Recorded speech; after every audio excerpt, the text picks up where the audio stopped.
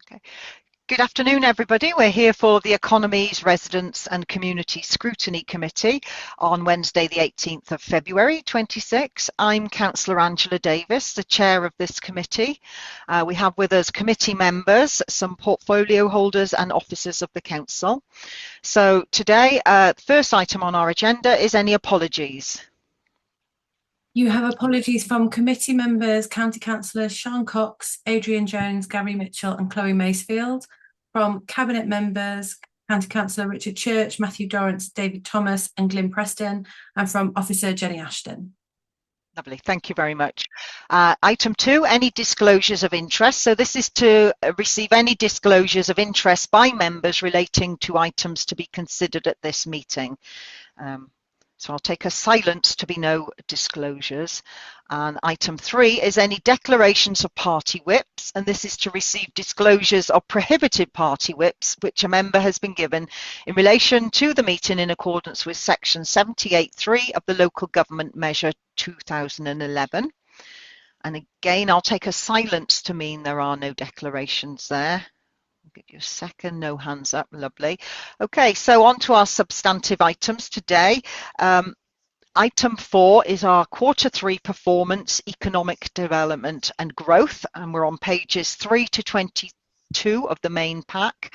And I believe we have Matt Perry here to introduce this item. So over to you, Matt.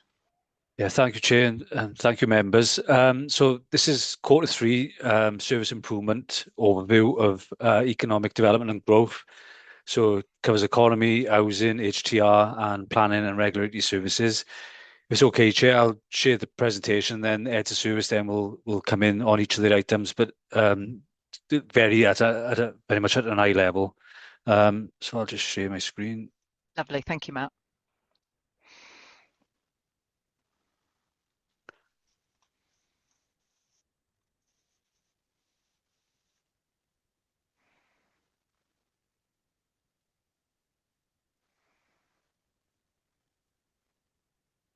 Okay. Yeah, we can see that. Lovely. Thank you, Matt. So, as I said, this will just give an overview of the service performance. We'll also look at mandatory training and appraisals across economic development and growth, and then very at an eye level on the budget element. Then, so the first slide is onto HDR. So, if I can bring John in.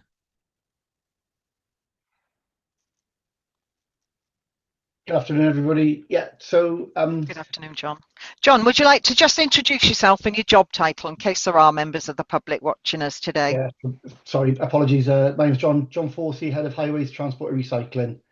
So, as can be seen from the presentation, there's been fairly steady progress in Q3 across the service. Specifically, items of note around the environmental improvements. Continue to make digital improvements. For example, the Right to Way portal became operational. Pay by phone is growing percentage of all transactions across the council, and along with our active travel communications. Areas of note where performance is off track slightly is in the very challenging Welsh Government's recycling target of 70%, currently at around about 67.1% at the moment, which is it's not unusual to be at that point at this point in the year, but it does take a time for all of the figures to work their way through. In terms of our savings, we've delivered 3.74 million of a 4.4 million pound saving, with 506,000 unachievable. Across the quarters, it's been clear that HTR is making meaningful progress, including work on depot decarbonisation, digital tools and active travel. These achievements are not always visible or clearly linked to the Sustainable Powers agenda, and we need to improve how the service communicates around its success. Going into Q4, we will continue to focus on strengthening our recycling performance and, of course, continue with the embedding of digital tools across the quarter. So do you want to roll the slide on that? There we go. So of the 20 or so measures we have, there are 4 showing off track. The one I just want to draw your attention to, I think, is 306 it's showing us off track, but it's 0.12%. I think the algorithm has gone the wrong way around in that one. That one should be on track because our target is figure of 1% of missed collections. We're currently reporting 0.12% for the year. In terms of measure 310 ditches, there would appear to be a decimal point input error correction there because we've clarified we've done 92,000 meters of ditch clearing in the quarter, which is a significant amount against the target. So there's an input error on that one. And then the other off track is the electric charging points across the depots. We should start to see an improvement in that in Q4. A lot of this, the electric vehicle and decarbonisation stuff, is very much grant driven by funding through the Welsh Government. So over to members for any questions. Yeah, lovely. Thank you for that, John. So just to clarify there, on the ditching, 3.310 on page 10 of our pack, where it said it's 9.21 kilometres, is actually 92 kilometres. Yes. Yeah, 92 kilometres. So and the target was 30 kilometres. It's 90 kilometres for the for Q3 and 4 combined. It's a seasonality of when we do ditching. Right, there we are. Thank you. Okay, over to members for your questions. I can see Councillor Corinna's got her hand up. Thanks very much. The first question is just, you mentioned that recycling was 67% and it should be 70%. And I just wondered what you attributed that to. There's a number of factors. It's been a particularly dry summer. The garden waste material coming through has reduced. And as we expected, when we introduced charging for DIY waste at HRCs, that has reduced the throughput of DIY waste coming into the household recycling centres. So those are the two areas that we're focusing on. Do you think it's going to bounce back? It does. We were 69%. We only just missed it last year, and at 69.7%. So just looking at the numbers, at 68.1 for Q3. So it's an incredibly challenging target. We have now employed 3 extra enforcement officers across the service to help encourage people to recycle, doing the waste and more around awareness first before enforcement. Thank you. Okay, thank you. Councillor Peter James now. Thank you, Chair. And again, it's for John. With the charges that you're having in place in the depots, will that suffice the service of the vehicle to maintain its direction around the wards, or will it have to be topped up by chargers outside of the depots? The anticipation is that the capacity in the charging infrastructure will give the vehicle sufficient charge to operate throughout the day. But of course, that depends on what that vehicle is doing, other environmental factors such as weather, the lights on, the heating on, the windscreen wipers are on. There's a whole load of variables around it.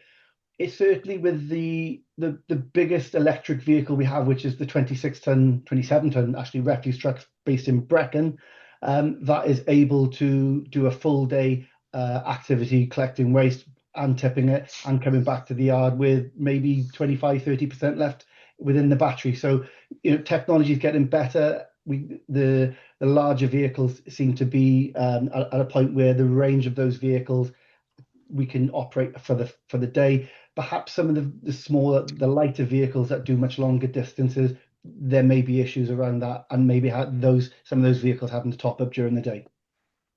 And if they are being topped up, what happens to the actual manpower while they are being topped up? Are they just sort of waiting until that has been topped up to carry on working, or I'm not quite sure how that would work?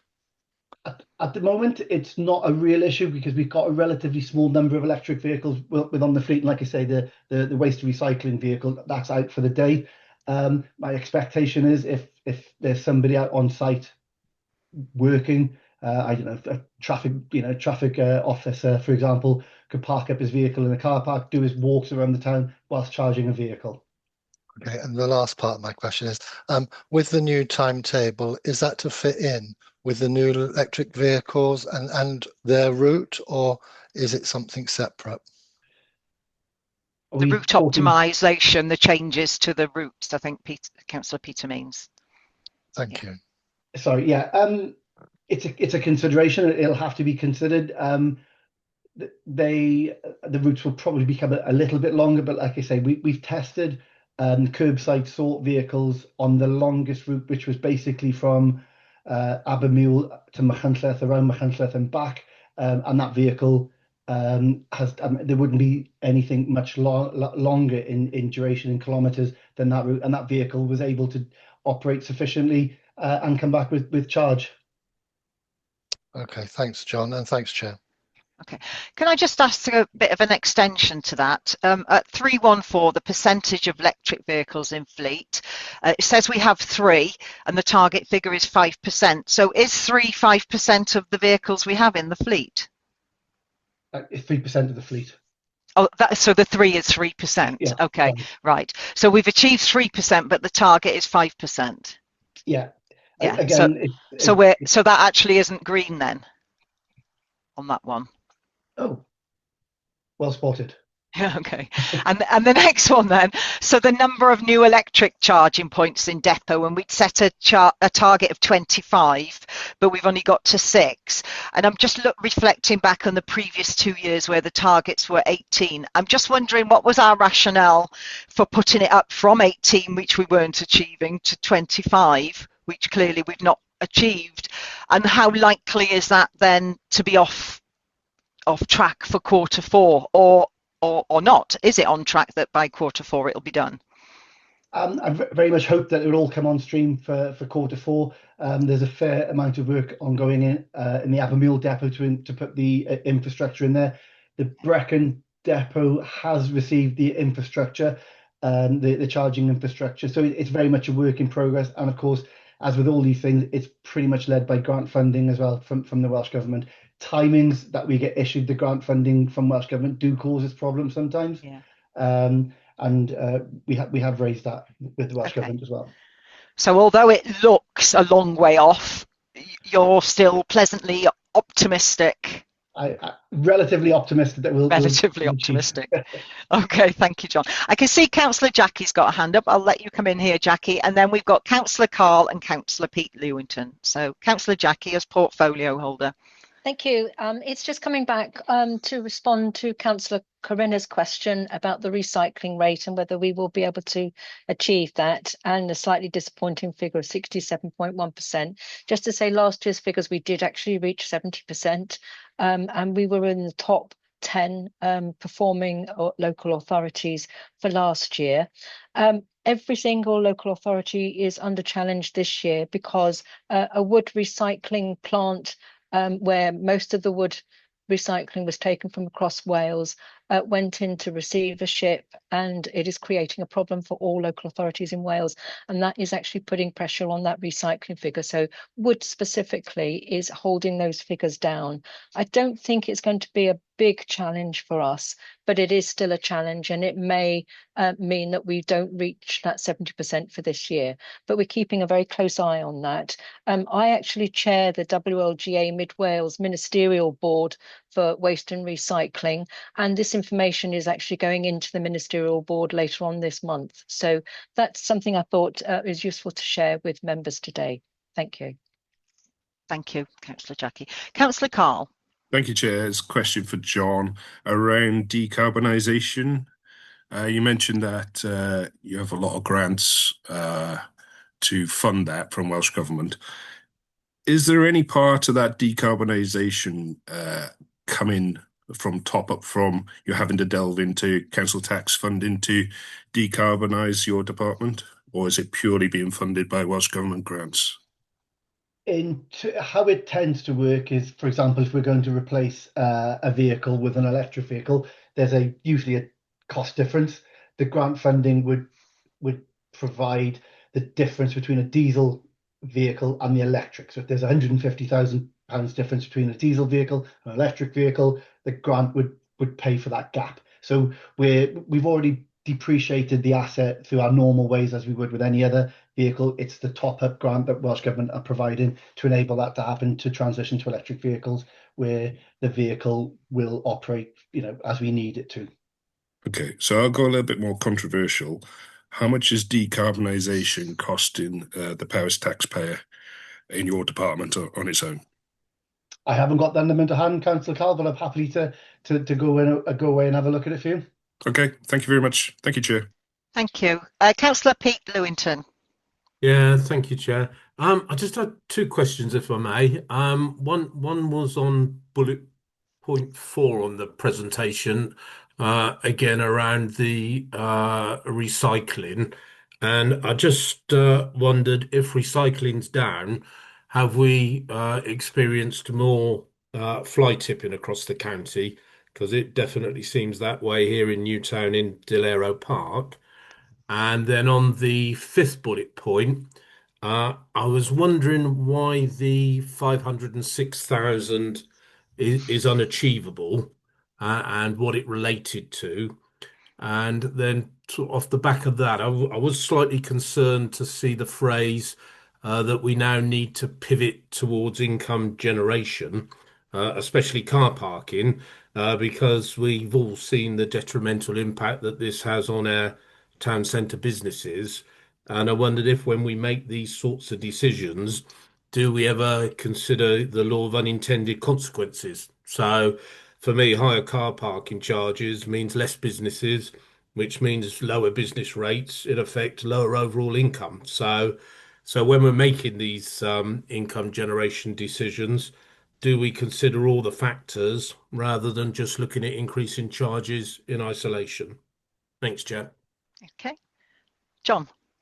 Thanks, Councillor Pete. Fly tipping seems to go up and down without any rhyme or reason across the county. We've done a fair bit of analysis, and there is no reason why people choose to break the law and fly tip. Yes, I think some of the stats are showing there's been a slight increase this year for fly tipping, but that's not unusual in the normal trajectory of fly tipping when we look at patterns over an extended period of time. Second point to your question is on the unachieved savings. A large chunk of that 506,000, 260,000 relates to verge maintenance, which was put up as a saving, but due to contractual matters wasn't able to be fully utilised. We've dealt with that through the FRM. And then there was around the winter maintenance, the delay to winter maintenance, reviewing the new routes coming in.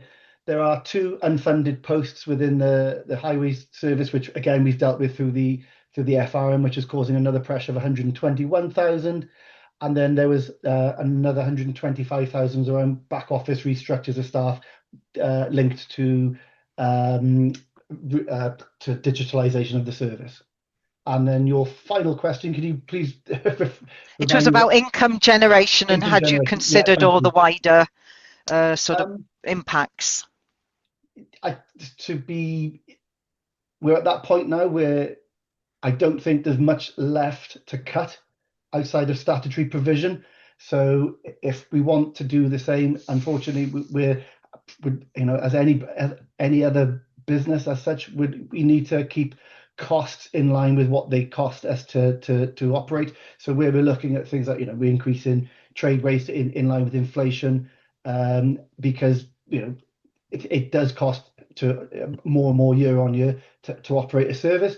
It's not the intention to outprice ourselves out of the market. We have seen a fairly significant income increase in car parking charges this year. We think a lot of that is down to we've had a particularly good dry summer, and the convenience of using the pay by phone rather than people risking a 30, 40 pound car parking ticket. They'll pay the £1.70 to pay for their car park in charges. So it's a really difficult balance between raising income and not making the service unaffordable. We need to be mindful of that, and that will be taken care of through the impact assessment process as well. Okay, thank you. I can see Councillor Jackie's got a hand up, but I think we'll just finish. We'll round up a few questions here, and Councillor Jackie can come up in at the end before we move on to the next slides. So, John, you mentioned about the rights away and digital tools for that. So I'm aware that I'm sure that that has enabled the public to report issues with the rights of way. So that would be a positive. But I'm wondering, does the tool do anything to help us deliver on sorting out these issues with rights of way? Unfortunately, won't print money for us. No. That's always the problem. We have a massive right of way network, and we make it easier for people to report problems. It's probably reporting the scale of the problem now, which helps us make more data informed decisions around where we need to prioritize our very limited resource. Okay, yeah, because that was going to be my question. What was the point then if we're just recording things we can't do? So it's helping to prioritize the workload. Yeah, okay. And I had one more question to follow up on that. Was about you mentioned also there the pay by phone. So I think we've got a report coming to Scrutiny, haven't we, on the car parking charges and things at some point in the future. But on that then, so the pay by phone, you would say, is proving to be successful? People are using it? Yeah, I can't remember as a percentage what the transaction rate is, but it's a fairly large percentage of our overall transactions are across the area. I'll dig out the stat and I'll bring it back to the committee. Lovely, thank you. So, Councillor Jackie, I'll let you come in there, and then we'll move on to the economic development slides. I can see Matt's got his hand up as well, but Councillor Jackie. Yes, just again, just to quickly come back on the fly tipping issue, we do have a report coming out fairly shortly. It's making its way through all the different processes at the moment, which is a review of the household recycling booking system, but it does include things like fly tipping and fires and lots of other issues that came up through members that they wanted to have reviewed under that process.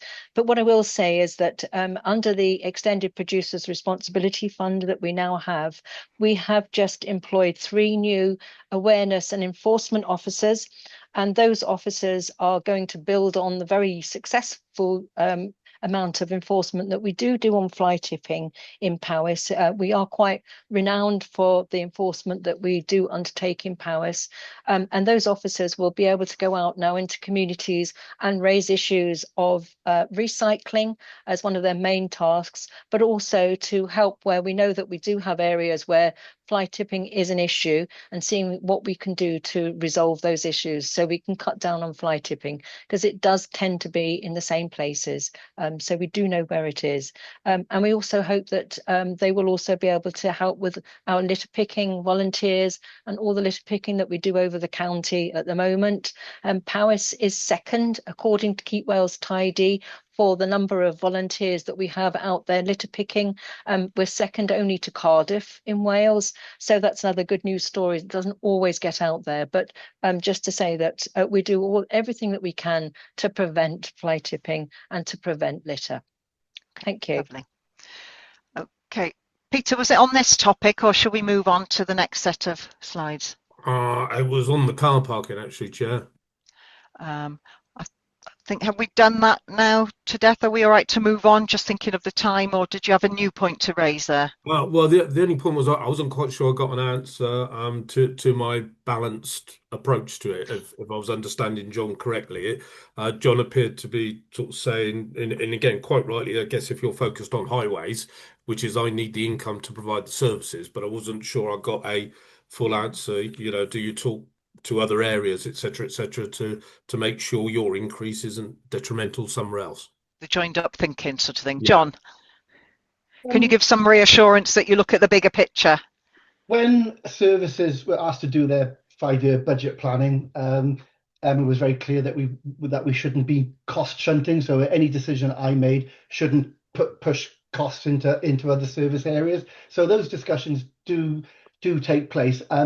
Specifically around income generation, it's a bit more nuanced, I guess, as I will have a certain income target for car parking, for for various fees and charges that we collect across the department.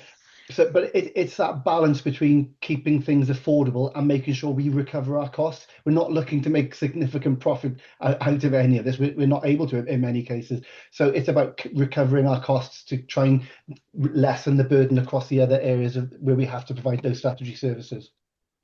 Thank you, John. Okay, I think we need to move on now, if that's okay, Councillor Jackie. So we'll go back with Matt for the all I was going to presentation. say, actually, Chair, was we haven't raised car parking charges this year. Thank you. Okay. Are we back with you, Matt? Yes, thank you, Chair. So the next item that we're going to cover is economic development, and Daniel will take us through this element. Lovely, thank you. Welcome, Daniel. Thank you, Matt. Thank you, Chair. And yeah, thank you for the chance to present today. So I'll whip this quickly as I can for everyone's benefit, really. In terms of the economic development for Q3 performance, there's 5 off-track measures out of the 10 within, obviously, the economic development, including climate. So 2 of those related to tackling the climate emergency, which is staff and member training, and the council's carbon accounts, which the measures have changed essentially. So in terms of that, moving on towards the economic development, if you actually, I won't read that verbatim. Hopefully, it's pretty much self-explanatory. But in terms of the service improvement measures, we're on the next slide there. You can see around the business data turnaround planning applications. So we are aware that actually this still needs some additional work, and we are working through set up a working group internally to tackle this and how we can work with different departments within Powys Council to tackle those potential delays and bring those projects forward. The number of tourism infrastructure projects completed, 6 is the plan, so we are on track with that. This is referring to toilets refurbishments using some Welsh Government funding. And then finally, the number of collaborative projects completed. So the tourism product asset development. As you're aware, we have a number of significant projects underway at the moment, including the Marches Forward partnership around the Severn Valley Water Management Scheme, for example, the Marches Investment Platform, as well as the work around the Marches Tourism proposition there. So with Growing Mid Wales, we are currently processing the sites and premises projects, and also the business support grants becoming available and going through panel currently. So we're confident that'll be on track by Q4. Okay, so this was a bit tricky for me to look at because it says there are 5 out of 10 items off track, but we've only got 3 items in the list there. And I was a bit confused because although we've got a figure achieved, we don't have any target figures. So, but thank you for doing that. And we'll over to members of the committee for their questions on this area. Councillor Corinna, thank you. I was just thanks very much, Dan. You mentioned that carbon literacy training was causing you a bit of concern. Is it slower to procure than you thought? Thank you. Yeah, happy to answer that. Thank you, Chair. So yeah, thank you, Councillor. You're right, actually, in terms of procuring the right level of carbon literacy training to appoint those those members of staff is proving more difficult, and it's getting that value for money essentially. There's a number of providers out there. We were just shopping around to find the best provider appropriately. We've now got that in place, but I recognise there does need to be an acceleration in that carbon literacy training across the organisation, both for members as well as officials. Weren't you going to train the trainer, and then that trainer, yes, that in-post That's right. trainer? That's the plan. Yeah. So one of our colleagues who works with us works with us on a drop-down basis, is a qualified trainer, so he is working to develop that program for us. But yes, you're right that there is recognise that does need to improve the quality of that and the speed of it. How many people do you want to reach through Powys County Council? Well, the number of staff, ideally, we'd be looking for at least 300 to 500 a year to undertake the training as appropriate and deliver that cultural change within the organisation as we see fit. So it's obviously that is a big commitment, and we want to try and keep the cost down as much as possible. Okay, thank you. Okay, lovely. Councillor Peter Lewington. Yeah, thanks, Chair. Just a bit of an observation, really, because the slides in that are headed up economic development here. All the preamble in the slides in there talked about climate, and I must say I've not seen anything in there around improving the economy. I think, as you said, there's about 3 touristy project type points in there. And yeah, is there some missing information around how we're looking to improve the economy? Happy to come back on that, but I recognise. I think given the size of the programs we're currently working. Oh, I see Diane's got a hand up. Actually, I'll let Diane come in there. Sorry. Okay. Sorry, Welcome, Diane. Come to Dan's rescue there. Thank you very much, Chair. So these are our service improvement measures for those that fall outside of the Corporate Strategic Equality Plan. And because in the Corporate Strategic Equality Plan, obviously we're focused on tackling poverty, which a lot of our economic development work sit under. So most of those items are in the Corporate Strategic Equality Plan reporting, which isn't with you today. That comes via a different route. So these are just the additional service improvement ones. Thank you, Diane. Councillor Carl. Thank you, Chair. Question for Daniel. You're on about carbon literacy training. How much will that cost, and how will that expenditure improve the lives of the people that pay the council tax in Powys, please? Thank you. Okay. Thank you, Councillor. Yeah, in terms of the training, the initial cost would be only for the staff time to attend that. So that would be, and as Councillor Kenyon Wade mentioned, what we'd do is train up a member staff to become a trainer. So actually, there would be no cost past that initial training course for that member of staff. Obviously, there's going to be downtime for staff to be pulled away from their important work, and obviously the initial cost of training that member of staff. So there is an impact on service to attend that training. So how is that going to improve the lives of the council taxpayer in Powys, please? Councillor Charlton, do you want to come back in? Yeah, Councillor Jackie, would you like to come in there? Thank you. I'd just like to say that I'm not sure what point Councillor Carl is trying to make here about taking members of staff away from their normal duties to have training. Training is delivered to all our staff to make them better officers, better staff members. And I would anticipate that the training that we give here for carbon literacy will also do that. It will make our officers and our members of staff able to deliver the services that they do in a much more effective way, understanding the climate and nature emergency in a way that we would expect every single member of staff to do. So I don't see that training is pulling staff away from their normal services or their normal duties. Okay, thank you. Thank you, Councillor Jackie. Okay, I've got no more hands up, so shall we move on to the next? Oh, sorry, Councillor Coroner, did you want to come in there? Thank you very much. I don't know quite so much about procurement, but I understand that the changes in how carbon emissions accounting has caused a little confusion. Could you please tell me how procurement is going to change?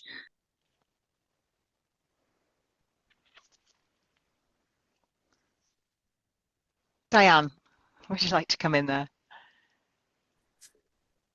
Thank you, Chair. I think I'd refer Councillor Coroner to the recent scrutiny session we did on the route map and how those carbon accounts actually kind of have been used to design our route map going forward. And just to also say that the carbon accounts aren't on our measures because they only come in once a year also. So we only do those measures once a year, and it's not at Q3 at the moment. Okay, thank you, Diane. Okay, back with the slideshow, and I think we're on planning and regulatory services now. So back with you, Matt. Thank you, Chair. So the next item then is planning and regulatory services. So Gwilym will give a brief overview of this, Chair. Thank you. Lovely. Thank you very much. Welcome, Gwilym. Thank you, Chair.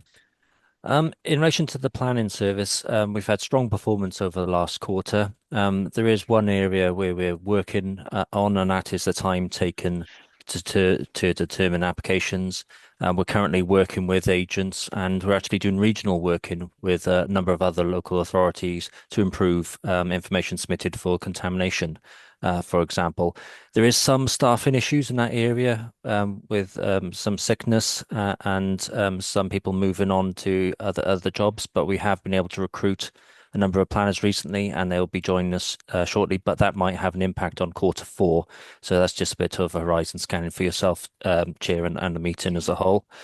One of the reds there, it says about planning appeals. Because we haven't had any planning appeal decisions, there's nothing to report, but it's shown up red there, which it is not a red. It's there's nothing to report there. Building control have met all their targets. I accept one of them is shown red there, but we actually have achieved 85%, and 85% was the target. So again, the computer system doesn't like me at the moment and is showing number of things as red, but we are strong there from a performance from building control perspective. One officer has retired, and we're currently out to recruit. That recruitment's going on until the end of February. So if anyone's got a license for building control and they want to apply, please do so. It'll help us with our capacity. The next area is property. From a compliance perspective, we have actually achieved our 95% for almost a year now, if not past a year, and we're going strong from that perspective, and we need to continue with that stability.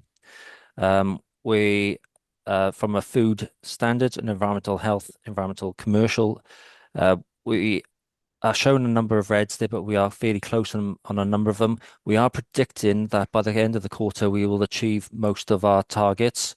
The food hygiene elements, the statutory requirement is for us to meet 100% of the targets with our resources we've got. We have got some different targets shown there, but we are on track to achieve all of them, hopefully from a food hygiene perspective.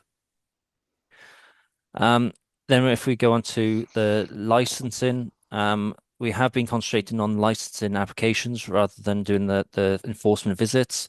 So we've got achieving our licensing targets, got 99% have been achieved, but you can see 42% compared to 65% target for the actual visiting, but we're prioritizing work given our resources available to us.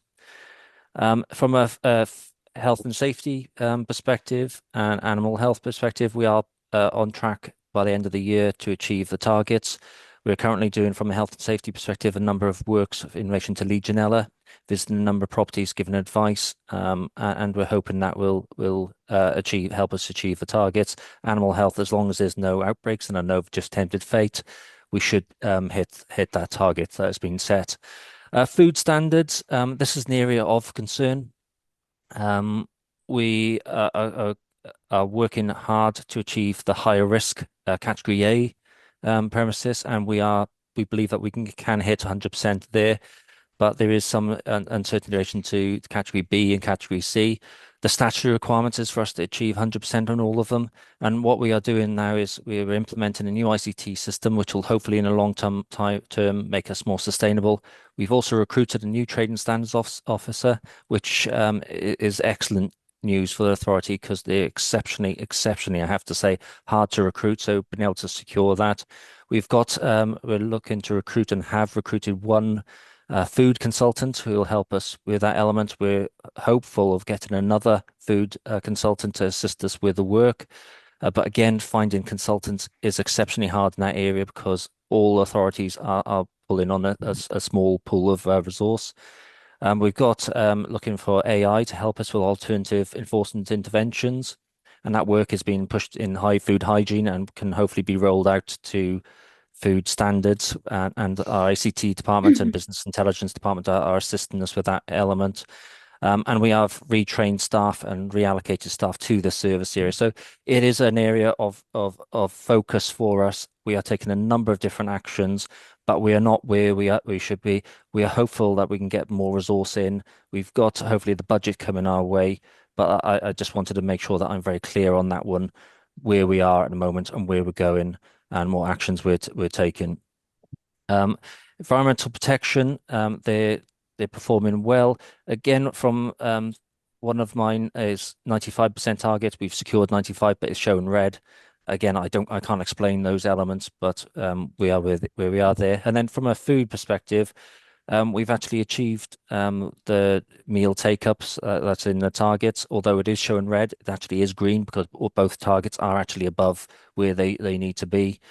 With regards to the kitchens, We have got some work in relation to some of the inspections that we've had, for example, doing painting of cupboards where we've got flaking of paint. That is on board, and we are retaining that 90% within the 5 rating because we believe that is really important. The portfolio holder has given us very clear direction that we have to secure that. But those works are normally more the physical works rather than the training of staff and those elements, and that is in play.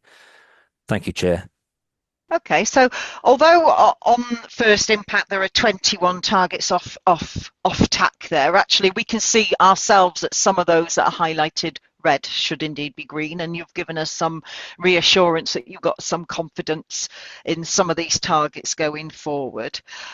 So I'm going to open to questions. I can see Councillor Liz has got a hand up, followed by Councillor Pete Lewington. So Councillor Liz, with you. Yeah, thank you. Gwilym, it's a question for you, please. Obviously, you've given some explanation about the food hygiene targets and the things that you're doing to achieve the improvements. There's quite a lot of different things going on, and I'm wondering, do you actually have a formal performance improvement plan for this area of work, given that there are so many reds across the board? So basically, is there an integrated plan that's helping you to achieve all these things? And have you got contingencies in place? Because a couple of things you've said, for example, you've got an IT system being set up, you've got AI, you've got the potential to recruit someone to fill a gap. What happens if that doesn't work? What happens if somebody doesn't turn up? How are you going to turn those reds to green? Can I respond, Chair? Yeah, please do. Sorry, Okay. Gwilym, yes. No. We do have plans in place. You've got the integrated business plan, which is my service plan, which identifies these targets and sets further targets for the service area and actions of how we're going to improve and how we're going to secure 100% staffing levels, etc. So we've got that IBP. We've also got an action plan for the Food Standards Agency, who are the regulator for these elements. So we're in constant communication with the Food Standards Agency about what actions we're taking in order to address those issues. Now, this is a long-term issue, especially in food hygiene and food standards. This is an area where, as an authority, and we're talking probably a decade plus ago, we didn't used to really, in my opinion, give this element, the statutory element, the resources it should have had. And we have been gradually building up, but you can't do this overnight. And it does take a time. So we're showing steady progress. The biggest issue we've got is securing staffing. And it's not the fact that we haven't got the resources there at the moment, and looking to even secure more resources to pay for additional staffing. It's just it takes so long to get someone to be food competent. And then when they do become food competent, they're often recruited by other agencies as well. It's a competitive world. For example, our regulator, the Food Standards Agency, has recently recruited one of our environmental health officers, which isn't really assisting us. But we have got plans in place. We're trying to recruit. We're trying to train up our existing staffs and maintain and retain them in place. But there is the budget out there. We do need to look at how we can increase our capacity from a non-staff perspective, and we're working in the ICT department in order to create alternative interventions. These means things such as generating surveys, which we can send out to businesses, secure their response, and then we can take action depending upon their response. So if they've identified, for example, their practices have changed, we might have to do an inspection. If everything else is retained the same, we can utilize that and tick that premises off as being compliant.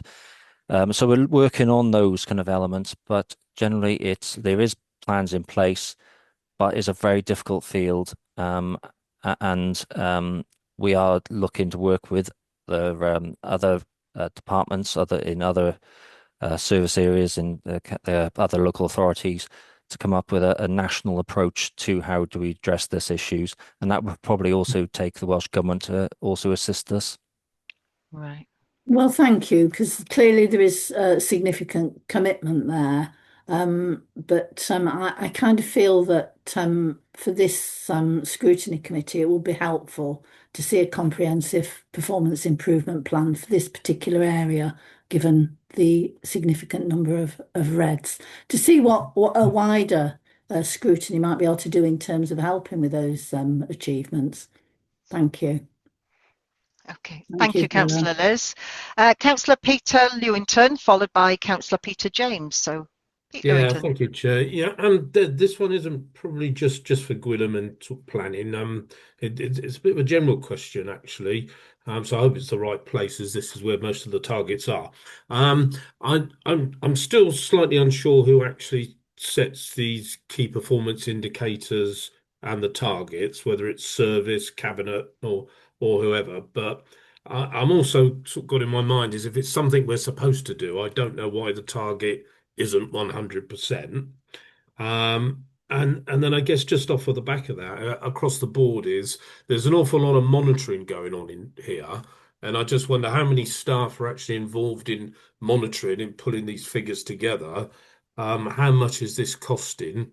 And then really what are we doing with the results? I think I heard a little bit of that answer from Gwilym there in response to Councillor Liz. But yeah, it's just beginning to look like a very sort of costly monitoring exercise against some targets we set for ourselves, which should be 100%, and then I'm not sure what we're doing with the results.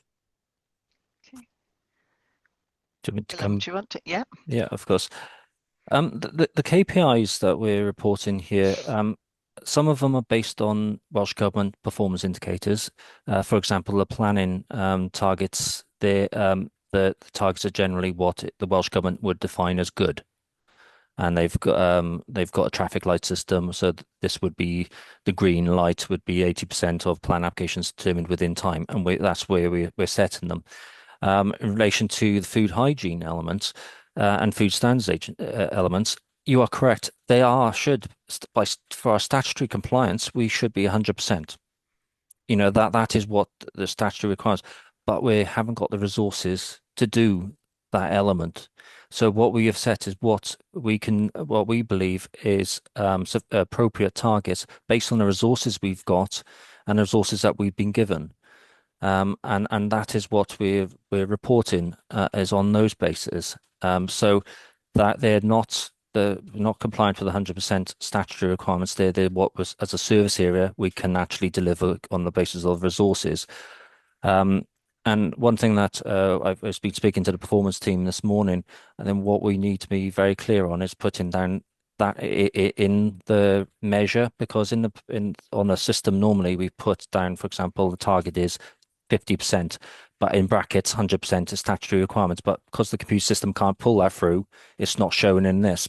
So in the actual measure itself, I'm going to be putting down what the statutory requirements are if they are different to the service KPI targets.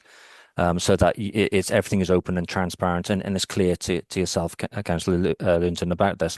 Now, in relation to securing information in relation to these targets, there's huge disparity in the service areas. For example, planning department, we can press the button at any one stage or go onto a Power BI and our figures are there for the service area, for individual officers at any one stage. So we can fully manage workloads and performance targets, and it doesn't take long to report. That, on the other hand, our public protection team, it takes a number of administrators quite a considerable time to go through all the data records and pull that information out. I know it's every quarter, but we'll do information at a monthly stage as well for performance management, but that is an impact on our resources. But this new ICT system that's coming through now, which is a significant amount of work for our service areas at the moment, but should mean that once we have that new system in place, it's again similar to the planning and building control. You press the button, all the figures can come out straight away. It takes all that the work out of it, and therefore helps us target that resource at alternative areas such as improving our statutory performance. But the new ICT system should be placed in April. It will take time to embed and to improve, but that is where my hopes are that investment in the ICT will make life a lot more easier for us to target resources at complying with statutory duties. I hope I answered all your questions there, Councillor Lewinson. Yeah, could I just come back, Chair? Okay, yeah, please do. Yeah. No, yes, and thank you, Chair. Yeah, and thank you, Gwilym. Yeah. I guess I just found the last bit of your answer there sort of slightly paradoxical, which is we expend resource on getting these figures together, and I know you say the ICT system's coming to the rescue, but we don't then expend resource on doing our statutory duties, if that makes sense. So just back to some of those statutory targets, Gwilym. What are the risks and the consequences of us not being able to achieve, I think, like you said, the 100%? We can only do 50% or 95%. What's the consequence and risk of that if it is a statutory requirement? The food hygiene and food standards, they're health and safety. Food standards, inspections, food hygiene is for the health and safety of the residents and visitors of Paris. What we do target, because we have got that resource, and I have to say, resources coming. There's the financial resource there. It's just getting the staffing in is the problem at the moment, and I think more resources is coming our way, which is really, really positive. And Jane and others could comment on that.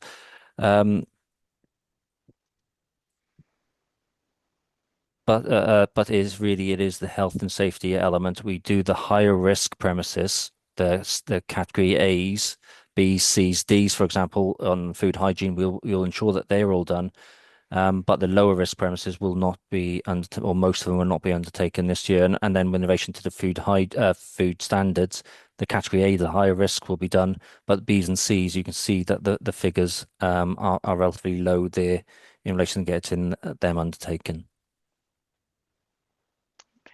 Okay, thank you, Gwilym. I've got more member questions, but I've got hands up from Emma Palmer, our CEO, and Jane Thomas, our financial officer. So shall we call Emma in first, and then Jane, and then back to members? Thank you very much, Chair, and thank you, Councillor Lewinton, for the good questions that you're asking this afternoon. I think it was important for me to come in on the basis that Gwilym has identified the risk and managed the risk as best he can within the resources that he have. And the point that he was making there around the financial resources, but actually the physical resources in terms of workforce and the capabilities that we need to be able to deliver, that despite trying to recruit previously, it's an area that has that we've struggled to recruit into. We're not alone in Powys in that regard. It's a national challenge. So we find ourselves in similar positions to other local authorities in Wales. That said, Gwilym has looked at a recovery plan because the majority of those that we're managing at risk are actually premises that we were unable to do with the backlog of COVID, etc. Hence why the team have focused on the highest risk properties across the county. But there is a cabinet paper that I think cabinet is next Tuesday from memory, and that does consider environment within it in order to give additional finance resource so that Gwilym can commission in the external expertise to address the backlog and then enable us to fulfil the requirements around the statutory element that you're referring to. So I just wanted to add that in, Chair, in respect of mitigating the risk. There are further actions that are underway, but subject to approval. But hopefully on Tuesday, all being well in cabinet, we'll have that approval and then we can move forward. Thank you. Lovely. Yep, excellent. That is good. And obviously, we have those heat maps, don't they, where we have our council risks register and we talk about what the risks are and what we're going to do to mitigate against them. So, yeah, that's what we're here to do, isn't it? To explore what's going on. So, Jane, would you like to come in at that point? And then I want to bring in Councillors Liz and Councillor Peter James. So, Jane, with you. Thank you, Chair. Mine was more general. It was about performance management and monitoring and where KPIs are set and so on. And Gwilym's picked up on some of that. But obviously, in terms of the corporate plan, when we set performance indicators in the plan, that's signed off by a whole council. So it's important that we can monitor performance then to make sure that we're on track, we can hold people accountable, but we can also take measures to address any shortfalls in that performance as well. So it was more on that general aspect and how important performance management is, although it does take resource across the organisation. To not do it could cost you much more if you're not managing things appropriately. So it was only from that general perspective. Thank you, Chair. Thank you, Jane. Lovely. Right, Councillor Peter James. Oh, well, Liz, your hand has gone down. Is that? Yeah, I think the intervention from Emma was quite helpful in terms of my question, follow-on question. Thank you. Lovely. Thank you, Councillor Liz. So, Councillor Peter James. Thank you, Chair. And thank you for the questions you've answered so far, Gwilym. My questions are with the food hygiene inspections. I have noticed that there's out of county officers being used, and I was just wondering what sort of cost that is to Powys, to actually bring those officers in. And the statement of recruitment, is it just for the food standards, or is it for licensing as well? Because I also understand that, with the tenors license, that's for people to pick up a license for events. Is there training being carried out for that? And is it being monitored, especially with underage drinking? Thank you. Thank you. In relation to the our trading standards officer that we've brought in is someone that is not out of county, is someone that is working for Powys County Council directly. But we have brought one consultant in at the moment, which is from out of county. The cost, again, it ranges. I don't know whether it's commercially sensitive, but roughly, it just generally around £250 inspection. Is roughly where it is, but there's big ranges there dependent on the experience of the person doing the inspections, and our ability to get that in the marketplace. The recruitment issues more for environmental health and trading standards than the licensing element, and generally it's for food standards and licensing element. It's the competency framework they have to go through. It takes a lot longer to get someone to be able to be food competent than it takes, for example, to get a planner who's to be able to process a planning application. So that is what we're facing. You can't just train someone over a 6-month period. It does take years to get to be competent in those elements. In relation to training, we are for alcohol and premises, things like that, with licensing. We are looking at lots of avenues to do training for licensees. That is mainly it's done through our licensing team, but we've also got other teams that do or cover upon that issues, and a nighttime economy, and encouraging that to be undertaken in a safe manner. Okay, Peter, you're on mute. It's just that I've noticed with the tenors license, anyone can apply for it without any sort of training at all being carried out. And it's just a bit concerning, especially with underage drinking. I've still got one point on the food inspections with pop-up restaurants that are popping up in personal kitchens. I wonder how they're getting covered with the inspections as well. I'd have to seek advice from the service area in relation to how they are regulated. So it's something I'll have to come back to you on, Councillor James. Okay. Okay. Yeah, Gwilym, I just wanted to clear up then. I think it's clear that the picture is a little bit more promising than perhaps this chart shows, and we can see that even where we're off target, mostly the percentages achieved are improving. I wonder, can you just explain to me number 139, which is the percentages of businesses liable to planned inspection intervention for health and safety that were inspected?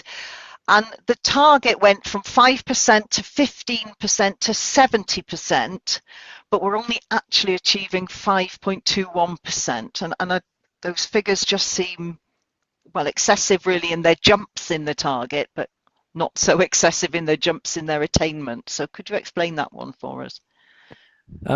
This is down to scheduling when we can actually undertake some of this work, and also it depends on what the Welsh Government actually give us from as a focus. So the focus really will be hot tubs this year. So it's when they are becoming operational and when we can actually visit those premises. So it's the same team that does food inspections and infectious diseases that does this health and safety interventions. So it also depends on where they can factor that in on those work plans as well. But we are targeting that area now, and we believe that we can achieve the target. But it all depends on all the other workloads not interrupting that element. But I think we need to work on the scheduling a bit more in relation to how we profile that area. I'm not sure that really explains it to me. So when it says planned inspection intervention, planned by who? Welsh Government identify areas for intervention. Right. It could be gas works, gas cylinders. It could be hot tubs. So it's they give us an area for. So they tell you that you're inspecting this theme, not this actual premises or location. It's the theme, yes. Right. Okay. That makes sense. Okay. And you're confident that going forward for Q4, you'll be closer to the target? I am confident, but it also depends on everything work plan being uninterrupted, and we are aware of there being a few DOV outbreaks there, so that could be an impact on that target. But we're currently, from speaking to the service manager, we're currently confident that we will achieve it. And the DOV outbreak is diarrhea and vomiting. Oh, right. Okay. Okay. Lovely. Thank you very much. Okay, members, any questions, any further questions for Gwilym? Do we move on to the next section? Yep. Okay, we'll move on to the next section for now. That's housing services. So thank you. Thank you, Chair. So this is the final area of economic development and growth. So Mark will just, again, like the other heads of service, give a brief overview of the performance for Q3. Thank you, Chair. Okay. Lovely. Thank you. Thank you, Mark. Hello, good afternoon, everybody. Yeah, this is the overview for housing services for Q3, as Matt has already said. There's been a strong performance and culture across the housing teams during Q3. It's been a time of a lot of change. In Q2, a service manager retired, and at the end of Q3, the head of service retired. So it's been a time of change through all of Q3. But we've got to say that sorry, I'm only on one screen. Yeah, I'm going to say that the officers have demonstrated proactive solutions, focused approach. Collaboration across service areas remains a strength, and particularly in the areas of reducing homelessness, introducing the option of leasing properties, bringing empty properties back into use. We're also carrying out a full stock condition survey, and efforts are always to secure external funding from Welsh Government and others. Engagement with tenants, staff and scrutiny through this tenant scrutiny panel has been really strong throughout, and continues to support transparency and enhance service delivery. Overall, it's been very positive, and reflects openness and collaboration, a continuation really of Q1 and Q2. I'm well aware that after this, we're going on to the HRA business plan. I think some things will cross over, but I'm happy to take questions on what's in front of us in terms of the red and green points. Yeah, happy to take questions now before we go into the in-depth HRA business plan. Okay, lovely. Okay, over to members then. So, Councillor Pete Lewington. Thanks, Chair. Yeah, just a quick one actually on the presentation. The third bullet there talks about proposals to strengthen staff absence management. I just wondered A, what the issue was there, B, what the proposals are, and C, is that anything at all relating to working from home? That's a good question, Councillor Pete. It's not it's not relation to working from home. Sickness levels, we are consistently tracking them. Managers are regular work with staff to offer support. I think in terms of pre-assessing, I think it's becoming a lot more stress related issues are coming through from staff. They are dealing with very complex needs, and as we've gone through this year, it's becoming more apparent. We are asking staff to come in to have face to face more interaction themselves, because what we've noticed is, yes, some parts of home working, if you're dealing with very complex needs cases and you haven't got anybody to talk to yourself, so it's something that's just been monitored. We're looking at it at team management level, and we are encouraging staff to come into the office at least 2 or 3 days a week, and we're seeing that impact. Being able to talk things through is really helping. So it's not an issue, it's just something highlighting that we've noticed, and we're acting upon rather than it becoming an issue, if I'm honest with that one. So Mark, can I just come in there to Yes. help you clarify that? When you're talking about your staff are dealing with complex needs cases, you're talking about the individuals you're housing. So the Yes. complex home lives and situations of the residents in Powys that your staff are trying to help and support. Yes, yeah, definitely. With the homelessness numbers, and especially since COVID, the complex needs they have definitely heightened in terms of the expertise and the knowledge that our front-facing staff have to have these days, and we're just monitoring that.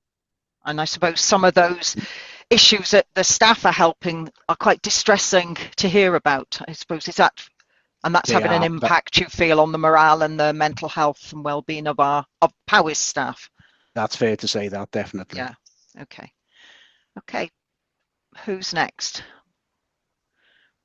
The panel have all gone very quiet. So I've got a few questions for you on the housing, and I think we're a little bit tricky how to manage this without going into the next the housing revenue account, isn't it? But we read here there was something about the tenant satisfaction. So you've said there's some pressures on that. So are we saying that tenant satisfaction is going down? Is there issues with meeting tenants' requirements? No, tenant satisfaction is at an all-time high, especially with the standard of voids, for example. That's coming at 91%, which is incredible, really.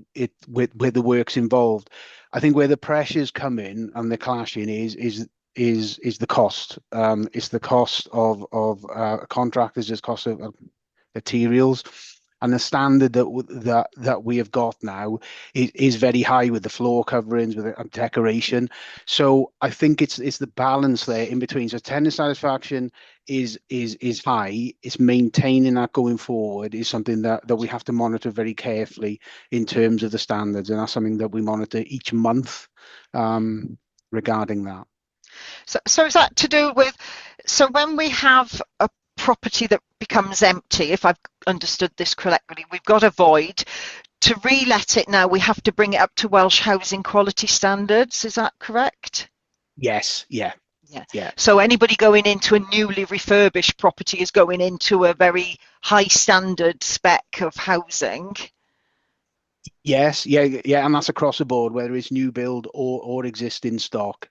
Where it's becoming more expensive is our aging stock. You know, now that those houses are 50, 60 year old, it's retaining walls and gardens, for example, etc. They've been fine up to now, so there's extra costs involved there to provide the same safe environment to live. So, but those costs have been monitored as well. But if we got a tenant who perhaps has been a long-term tenant in their property and they've got maintenance works required, do we have to bring those houses at that point up to Welsh housing quality standard, or is it just when they become void and change over? No. There's program of works. When it's a void, it's much easier to do the work because it's empty and you're able to replace kitchen and bathroom easily. On repairs and maintenance, it is that they're repaired, but if there was a program in the next 2 or 3 years that had whole estate is going to fit kitchens, it's more value for money to actually do it as program work, but they're planned well in advance.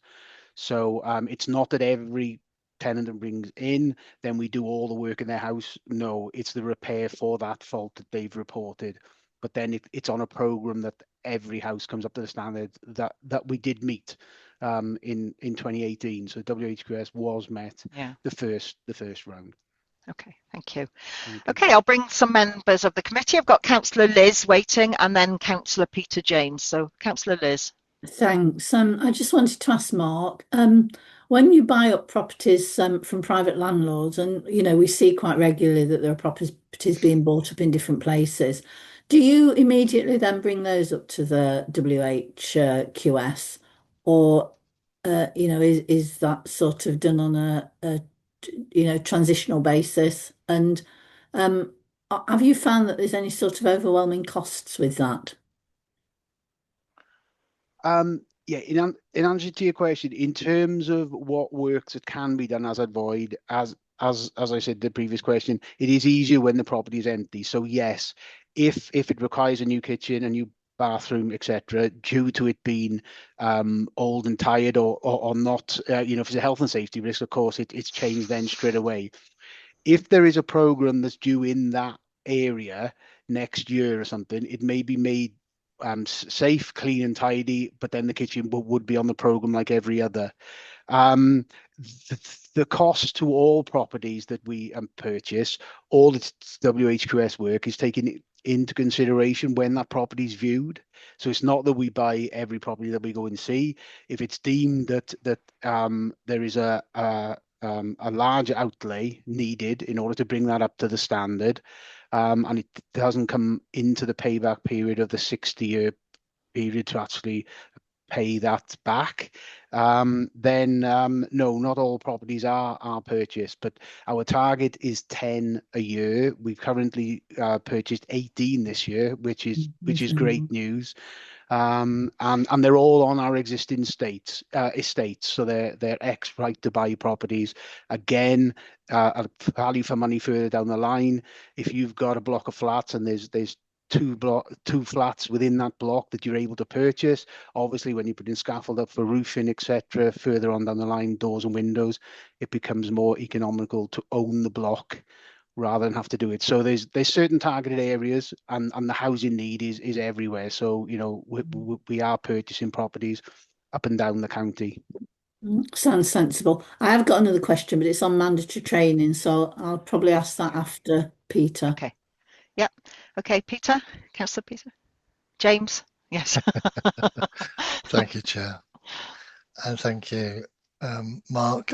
My question is really to do with housing maintenance. And as we've heard, like even with private landlords and county properties, they've had renewables done on the building, and we've now heard that some of these companies have gone into liquidation.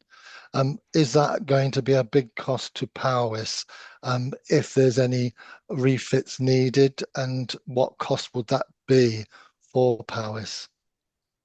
Yeah, Councillor Peter, you highlight a really important question there. 95, the point on the chart here, is about the EcoFlex works that have gone on, and that's one of your few targets actually that's off target. But yeah, we've read in the press, haven't we, about some of these companies or this work.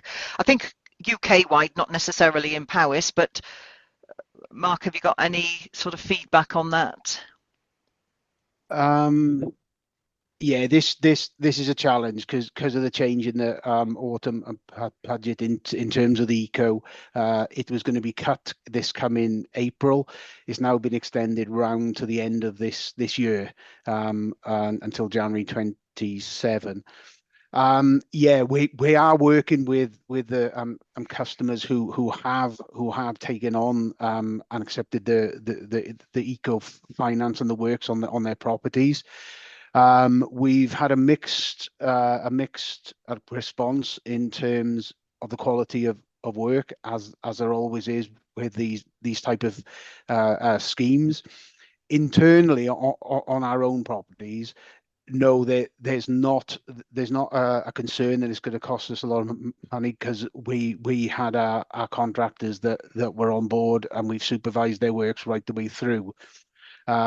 It's a bit more difficult with external, just because the individual is allowed to go to any company that they want. So the management of that is really hard for us as a county council to actually supervise that. But we are helping as many as we can. We've got on social media with contact details, etc. If anybody does need any help or advice.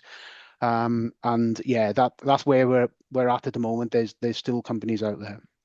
Okay, thank you. I think we've probably got a lot more questions on housing, but if you're all right, Mark, we'll park that now and go through the other slides here and then come back to housing, if that's okay. Yeah, Everybody that's fine, happy Chair. with that? Yeah, lovely. I'm just conscious we don't want to run out of time before we've done the other slides here, and we've got mandatory training next. So, everybody, yep. Okay, who's going to deliver this for us? I think there's one slide here. I'll cover this, Chair. So I should have been more clearer in my presentation. So this is the mandatory training performance for the whole of economic development and growth. So that's something I'll take back and split that out between each of the 4 services for future quarterly updates. But this just gives an overview across the directorate. You'll see, obviously, we've got some areas that are green, but ultimately we need to improve on cyber security, GDPR, fraud awareness, and safeguarding training. So that's something that we are taking forward. But you will see quite a head count within economic development and growth. So that's something that we are working on. We're not being complacent. It is something that we are taking forward.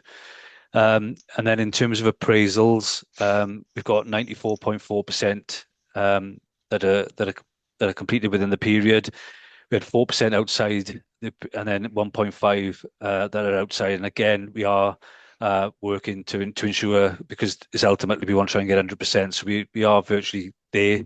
But again, this is probably the best that it's been for a number of years in this directorate. And then very quickly then onto the budget. This was taken at a snapshot in time. So again, this just gives where we are in terms of economic development and growth. So you'll see, budget just short of 50 million, with surplus at this point at 478k. Obviously, that will fluctuate during Q4 as well. So that's it in terms of the presentation, Chair. Lovely. So, members, any questions? So, Councillor Liz. Thanks, Chair. Matt, I just wanted to ask about the training and whether or not there are any obstacles you've identified or particular groups, because I know that sometimes, in previous committees, it's been particular groups that maybe don't have access to IT or, out on the job all day and come back in the evening. And the performance is relatively good, but obviously if those reds could be turned green, it would be brilliant.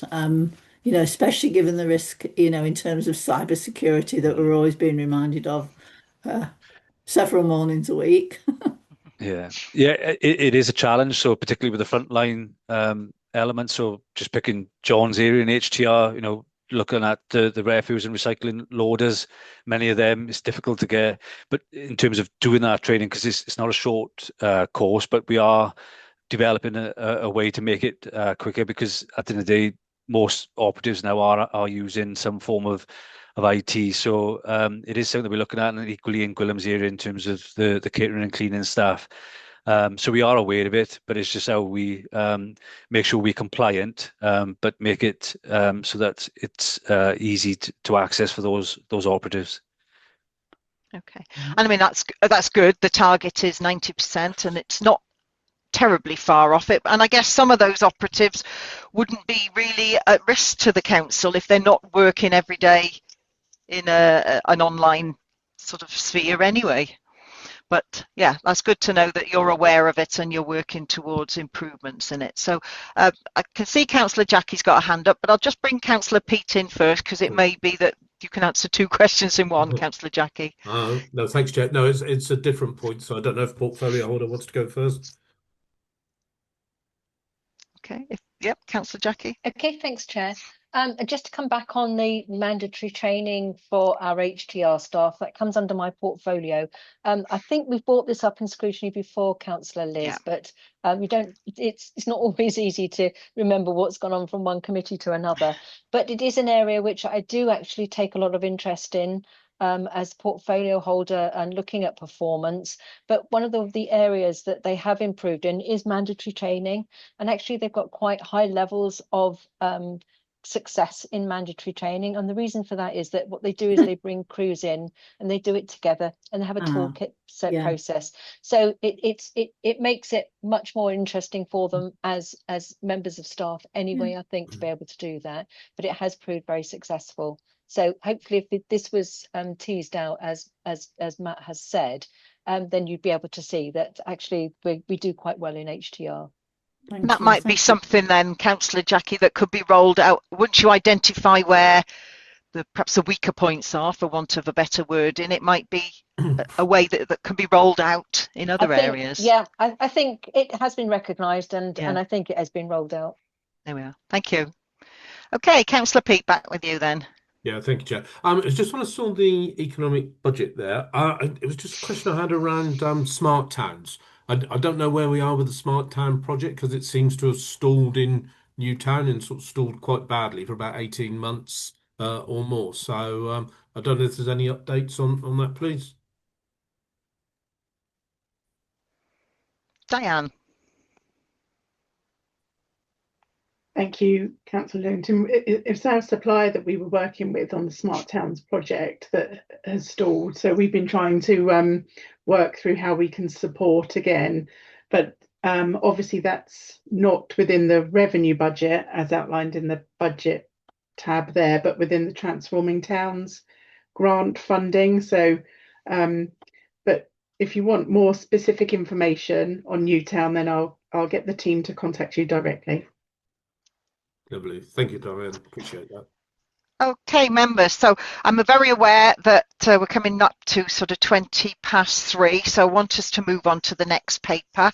And I think we've got a few more questions there around housing, and that's the Housing Revenue Account Report. But before we go to that, I'm just wondering, members, do we have any recommendations to make to Cabinet on what we've heard so far?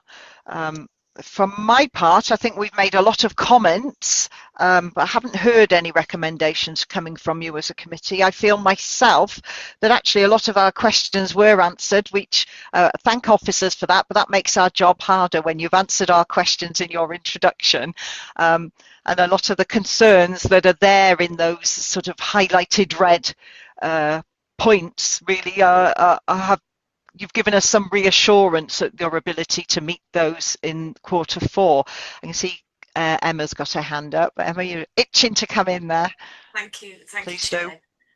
I just wondered, I understand that you're asking for recommendations, but also that the committee might want to consider in terms of your work programme, and it is a matter for you, Chair, and the committee, whether there are any elements that you've considered this afternoon that actually you might want to scrutinise in more depth in your work programme going forward. So that might be something that you wish to consider, but it's a matter for you and the committee. Thank you. Yeah, well, that's certainly the one.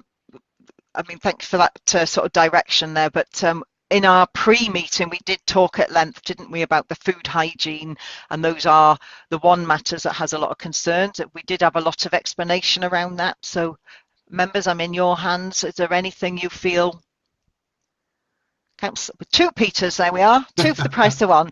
Councillor Peter Lewington first, followed by Councillor Peter James. Thank you, gents. Thanks, Chair. Yeah, I just wondered if we might want to scrutinise in a bit more detail going forwards this pivot towards income generation, just to make sure we've got a balanced and joined up approach on that. And then I did hear the comments as well from the Chief Executive and Gwilym as well around the statutory targets. Yeah. But I don't know if we might want to drill down a bit more on that and really understand the consequences of not achieving those. Yeah. Councillor Peter James, any thoughts? Mine is really on training of purchasing, especially with maintenance team.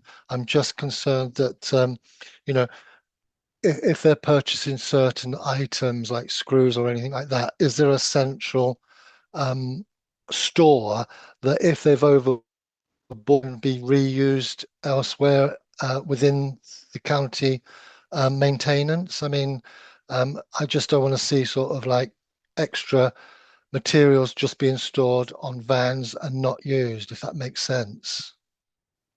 Okay, yeah. And Councillor Liz? We're on mute. That's it, There we thanks. are. Yeah, the obstacles and solutions, I think, on the food hygiene, a bit more detail. So, you know, focus on that as one of the work programme topics, please.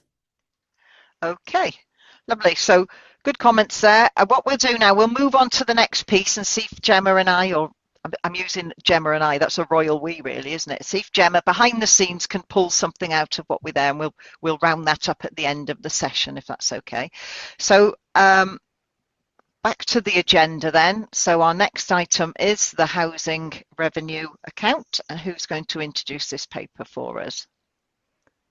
I'll just open it up, Chair. So this is our housing revenue account business case, which is a ring-fence landlord account. So it's separate from the general fund account. So this is an annual business plan that we put forward.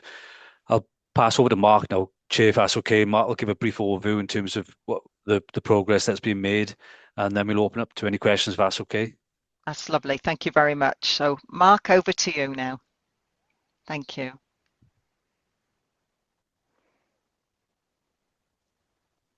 Thank you. Thank you, Chair. There's a bit of a delay in the vastry, I think. Sorry about that. Yeah, yeah, it's a comprehensive, large report, and I'm sure there'll be questions. But as an overview, I briefly touched upon it before. It's been the last year has been a year of significant change throughout housing. David Evans, service manager of Housing Resources, retired in July, and Andy Thompson, the head of service, retired at Christmas. And these two colleagues contributed to over 80 years of expertise in housing. So it's a considerable transition and a challenging period to the end of this year. But despite that, there's been major improvements across the housing service. There's been a further 32% reduction in turnaround times to repairs and to let homes since March 25. Abandoned calls in the call centre. We've gone to area-based teams, which has had significant impact on tenant satisfaction. And the calls are averaging now. Abandoned calls, sorry, are averaging at just 3%. The national average is about 9%. So that's a phenomenal performance in that.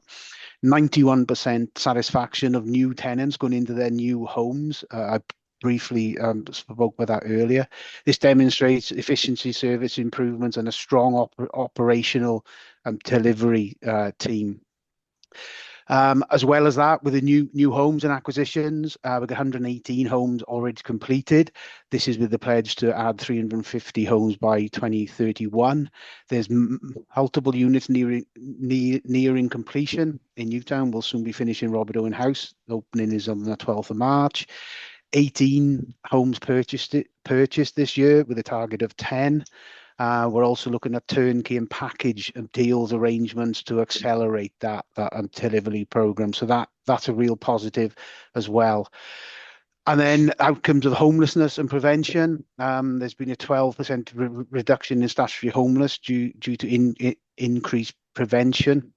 Exceptional effort by the team. Exceptional rent collection figures, again, a credit to the people in those teams, and the prevention first approach, ensuring that no tenants were evicted into homelessness, and the financial support officers that deliver a large scale income and support across the county.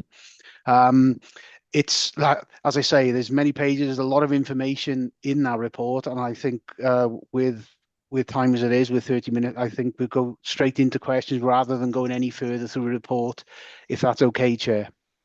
That'd be great. Thank you, Mark. Thank you very much for that introduction. As you say, some of it was covered before, but yeah, straight into questions. And I've got Councillor Corinna. Thanks very much. You've adopted some innovative methods of getting new homes. The empty properties officer, I think it is, managed to get hold of 29 new homes, I think, by cajoling owners, I think, perhaps, possibly. Is that? No, well, okay, maybe could I have a little bit more information about that person's work? And also, I was interested in the leasing. You're getting into leasing properties now. Could I have a little bit more information about that? Thank you. Thank you, Corinna. Are you cajoling owners, Mark? No. It was a new project that we started 18 months ago, and the officers have been working extremely hard. It's an interesting concept because you can find empty properties in most major towns in Powys, town centres especially above shops, etc. Trying to track down the owners of them properties has been a lot harder than what we ever envisaged. And when you do track them down, the first thing they want to know is what grants available and etc. to be able to provide, accommodation. But so the 29 was, although it may not seem a lot, it was a great target from starting from scratch, if you like. It's work that we are going to continue because we see this as a great opportunity. Especially the one bed flats opportunities, because we need them in every town. It does coincide then with your next question regarding the leasing scheme Wales. This is something that Powys has signed up to, and we are going to be proactively moving towards this now. I was only in a meeting up in Wrexham last week, very positive meeting. They've been working well on this over the last 2 or 3 years. So we are going to be looking at these opportunities. So it's not just going to homeowners and trying to encourage them to do something about it. There could be opportunities here that would benefit both. So it could be that there'd be leasing opportunities that come from that I see that as a real exciting opportunity. I haven't got anything to report at this point in time, but I'd like to think early next financial year, I'll be able to update you in terms of how that's progressing. Okay, Sorry, is that like shop premises or long-term leases, or I don't know? It depends on the circumstances with that one totally. There are 5, 10, 15, 20-year leases available on the Welsh scheme. So yeah, and it's new, but it's something that we are definitely going to be looking into as a service. Like offices as well? No. This would be for accommodation. This would be for that we could residential. use as residential. Repurposing offices, I meant. Yeah, potentially. Okay. Yeah, it depends, because that goes into planning then. Existing flats above businesses now that are empty would be perfect. Thank you. Okay. So Mark, with all these different schemes you've got, you're buying back some old social housing, building some housing, looking at this leasing. How achievable is that target of 350 new homes by 2031? We're confident. We're confident with the new build as it is, and the success of the acquisitions program. The target was 10, because in that market you're relying on the market. If they don't come for sale, you can't purchase them. So however, it's a very successful route in gaining more units for our housing stock. So we're confident on that. Okay, that's good. Thank you. Councillor Peter Lewington. Yeah, thank you, Chair. 2 questions, if I may. Page 14 of the report sort of highlights about private landlords exiting the market and Powys sort of being able to buy up those properties. But as we all know, that obviously doesn't increase the overall housing stock. And then page 11 of the report, the very last bullet on there says there is a low number of contractors able and willing to build new homes in Powys. So I wondered if we knew the reasons why they're not willing to buy those homes and what, if anything, we can do about them. And then my second question, if I may, Chair, is this is, I believe, a 30-year plan looking at, and I guess this might be an annual sort of snapshot. But in terms of the 30-year plan, are there any implications that we need to be thinking about that could arise from the expression of interest that Paris has put forward in the asylum dispersal scheme?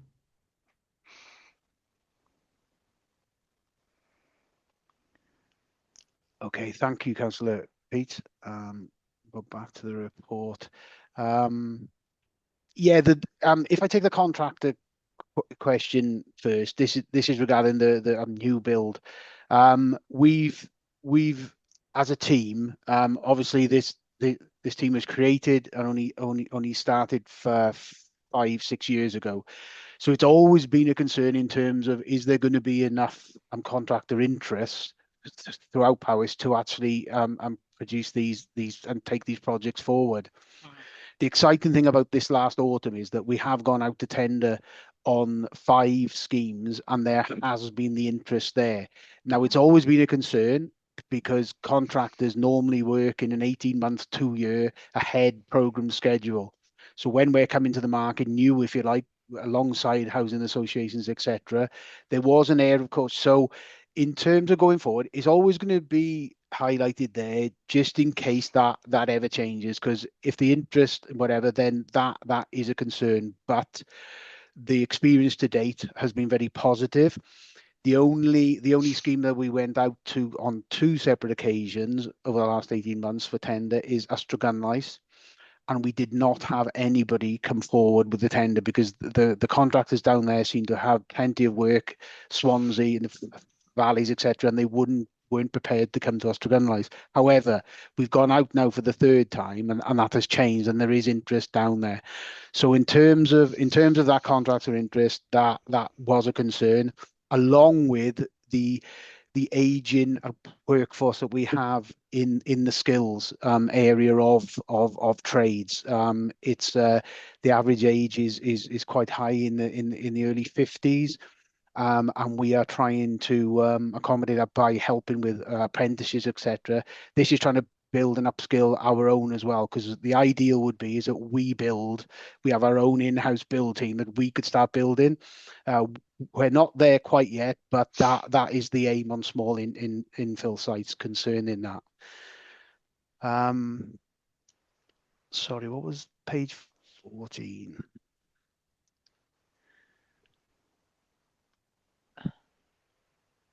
The page 14 one, Mark, was just the observation from the landlords exiting, building upon the contractors not willing to buy the homes. So I think you probably answered that there. Yeah.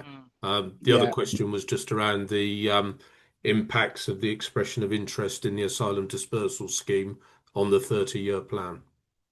Yeah, that's going to be very. Richard, I can see Richard's got his hand up, and it's in his service area, so I'd like to welcome Richard, if that's okay, Chair. Yeah, welcome, Richard. Thank you. Thanks, Chair. Yeah, thanks, Mark, and thanks, Councillor Pete, for the question. The simple answer to the question, there'll be no detrimental impact in terms of our sort of, business plan profiling going forward. The expression of interest is very much still at the formative stages. The intention, if we were, and it's a big if, to pursue the EOI, it will allow us to have purchase or new build properties in areas of high demand, with the sort of requirement then to provide an equivalent family size unit, and it's family size units we'd be looking at in existing stock. So if we are going down the route, it will help us meet that sort of acute pressure, but there'll be no detriment impact in terms of our business plan profiling. And if I may, Chair, just in terms of the wider requirement for us as a council, in terms of asylum dispersal requirement, we are required to provide 79 bed spaces as a council across Powys. Currently, we have 4 that are provided.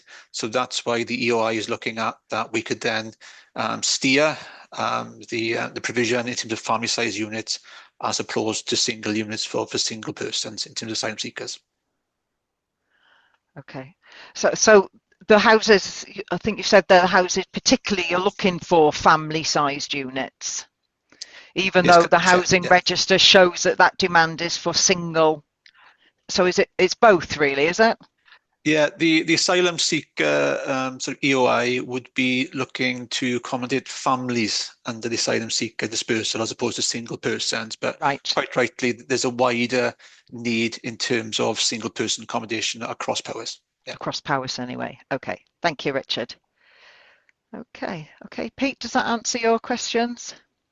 Yes, thank you, Chair. Yep. Thank you, Richard. Lovely. Thank you. Councillor Liz. Oh, thank you. I've got a question, and it kind of relates to page 7 in the 30-year business plan, where there's a summary of what's been achieved over the past 25, 26 years. And I think Mark's kind of referenced that. But Brecon started a 68-bed care facility with a range of accommodation to be made available to over 55s. And, you know, the demolition work's been done and it appears to have reached a standstill. And I know it's not mentioned as a potential future achievement. And I'm guessing that's because it's a Wales and West project. But it was actively supported at the planning stage by Powys County Council. And obviously, getting that project completed opens the opportunity for some council properties then to be made available to reduce waiting lists and homelessness, particularly when we've got, you know, single people that might need extra care that are already in a 2-bed property, for example. So I don't know who can answer this, but is this project going to be going ahead and moving? And, you know, is there anyone following this up, given the knock-on effect, you know, in terms of the impact on the council's waiting list? Yeah, if I come back, Chair, on that one. Yeah, please do. Yeah, thank you. Just for the information that I do have to hand, is that this scheme and this project is currently undergoing an urgent development review, as there is various design challenges they're being worked through at the moment. So there's no further update apart from that. Apart from it's not that it's not going ahead, but it's more about the design issues that have come up through the process. So that's the latest that I've had, and I haven't got any more information than that. So it's definitely not that it's not going to go ahead, but there are implications. Right. Where does the responsibility sit for making sure that the due diligence is done in the first place? You know, to ensure that there are not those kind of delays, because I'm guessing that this could apply to any, you know, any kind of building plan that might be going on across Powys at any given time. And you know, I'm not sure that I properly understand, you know, who's accountable. I think just because this is, as you rightly say, a Wales and West project, it would be up to them to answer really in terms of their project team. Okay. I don't have that information because it's not one of our projects. But Matt, If it was one of our projects, how would that work? Who would be responsible? it will be part of the design process. That's why the architects are involved, the employers' agents, etc. It's all part of the design in the initial stages. That's how we'd Yeah. monitor that. I guess it just got me wondering, you know, if it was a project that we were developing, who would we go to and, you know, how could we get it sorted out? I mean, I'm guessing this is something to the side, but thank you, Mark. Thanks. Okay, thank you, Councillor Liz. Okay, Councillor Carl next, please, and then Councillor Corinna. And I can see, Matt, you've got your hand up. Did you want to come in now? Yes, please, Chair. That's Okay. all it was in terms of Councillor Liz's point and any other members' points really around any peripheral issues around housing. I'd be more than happy to take that outside the meeting so we can have that detailed conversation. It's just some of it's not specific to the HRA business plan. It's just a point us all. Yeah. I mean, I kind of guess that's right, Matt. And I suppose I was asking it in terms of the knock-on effect that it has for us wanting to rehouse people. But I'll come back to you on that. Thank you. Okay. Councillor Carl, with you now. Thank you, Carl. Thank you, Chair. Under the asylum dispersal scheme, obviously there's 79 bed spaces we're looking at. Have they identified those spaces within the current new builds, or we looking at building our own, or what exactly is going on there? Are we also targeting our major towns for the dispersal, or are we looking at all options within the countryside as well? Thank you, Chair. Thanks, Councillor Carl. Is Mark? Richard? Yeah, thank you, Richard. Yeah, no problem, Mark. Yeah, thanks, Councillor Carl, for the question. In terms of the silent dispersal requirement, it's not us as a council that is actively pursuing those units. It's actually the Home Office via the Welsh arm Clear Springs. Yeah.